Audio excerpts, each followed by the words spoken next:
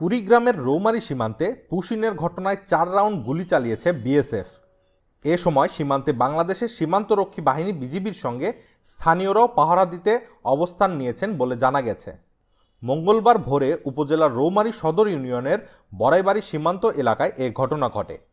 বিষয়টি নিশ্চিত করেছেন বড়াইবাড়ি ক্যাম্পের কোম্পানি কমান্ডার সুবেদার আঞ্জু মিয়া। স্থানীয় বাসিন্দারা জানান, রৌমারী উপজেলার বড়াইবাড়ি সীমান্তের আন্তর্জাতিক মেইন পিলারের 1067-এর এক সাব এলাকায় মঙ্গলবার ভারতের আসাম রাজ্যের মানকারচর থানাধীন এলাকার কাকরিপাড়া ক্যাম্পের বিএসএফ সদস্যরা অবৈধভাবে 14 জন নারী পুরুষকে বাংলাদেশের অভ্যন্তরের বড়াইবাড়ি সীমান্তে পুশ ইন করেন।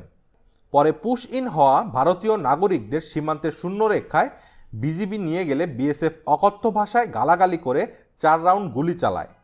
পরে বিজিবি শূন্যরেখায় অবস্থান নেয়। এ খবর ছড়িয়ে পড়লে বড়াইবাড়ি গ্রামবাসী সহ আশেপাশের গ্রামের লোকজন ছুটে এসে শূন্যরেখায় তারাও অবস্থান নেন।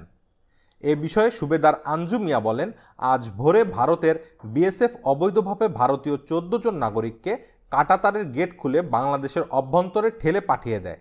তিনি আরও বলেন, পরে বিজিবির টহলরত সদস্যরা ওই নাগরিকদের শূন্যরেখায় নিয়ে গেলে বিএসএফ গালাগালি করে এবং গুলি চালায়।